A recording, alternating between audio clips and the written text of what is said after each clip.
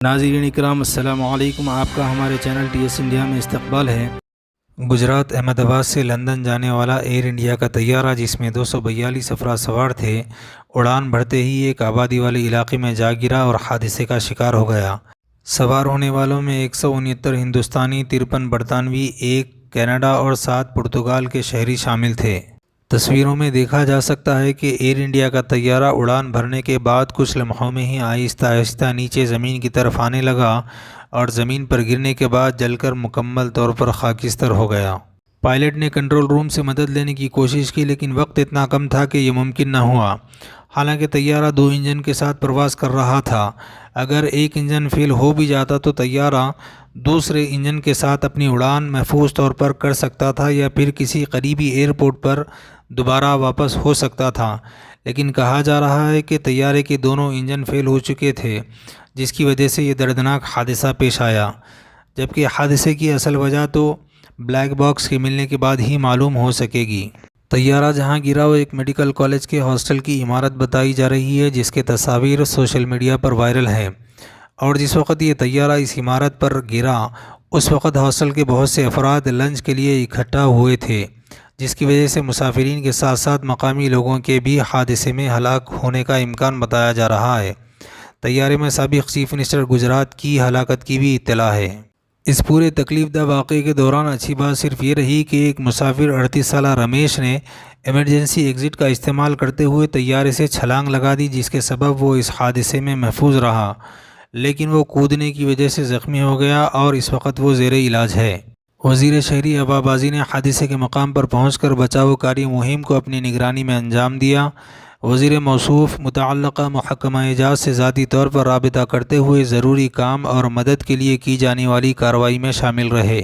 बताते चलें कि अडानी इंटरप्राइजेस की कंपनी AIAL यानी अहमदाबाद इंटरनेशनल एयरपोर्ट लिमिटेड ही सरदार वल्लभ भाई पटेल एयरपोर्ट का इंतज़ाम करती है, जिसने 2020 में 50 साल का कॉन्ट्रैक्ट हासिल किया था।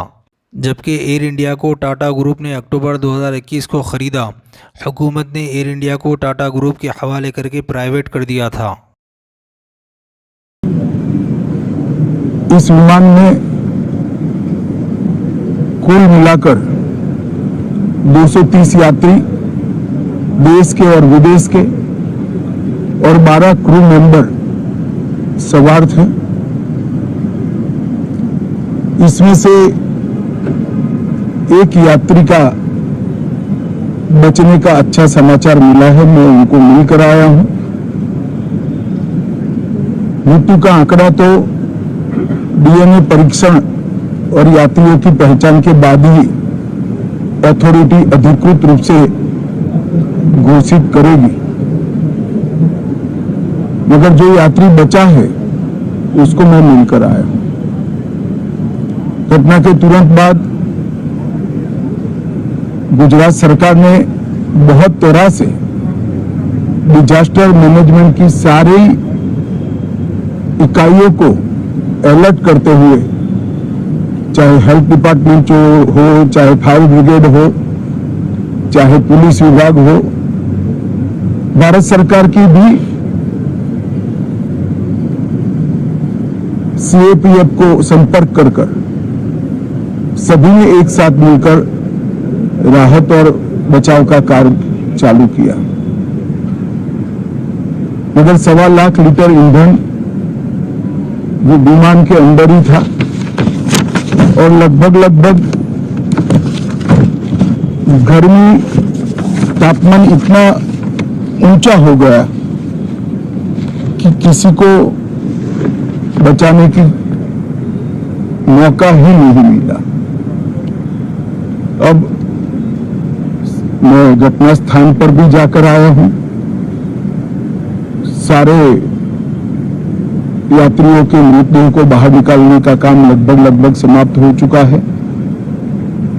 जितने यात्रियों के परिजन यहां पहुंच चुके हैं वो सबका DNA लेने की कार्यवाही भी 2-3 घंटों में समाप्त हो जाएगी। विदेश में जिनके परिजन हैं उनको सूचना देने की कार्यवाही समाप्त हो चुकी है और जैसे ही पहुंचते हैं उनके भी DNA सैंपल लिए जाएंगे और मृतदेहों की पहचान के लिए जितने मृतदेह मिले हैं इनके भी डीएनए सैंपल लेने की कार्यवाही समाप्त हो चुकी है। मैं एक बात जरूर कहना चाहता हूं कि ये एक्सीडेंट है, एक्सीडेंट को कोई रोक नहीं सकता, परंतु 365 दिन 24 घंटा इस तरह की घटना के लिए प्रशासन का जो अलर्टनेस है उसकी कसौटी उसी वक्त होती है जब ऐसी घटनाएं होती है।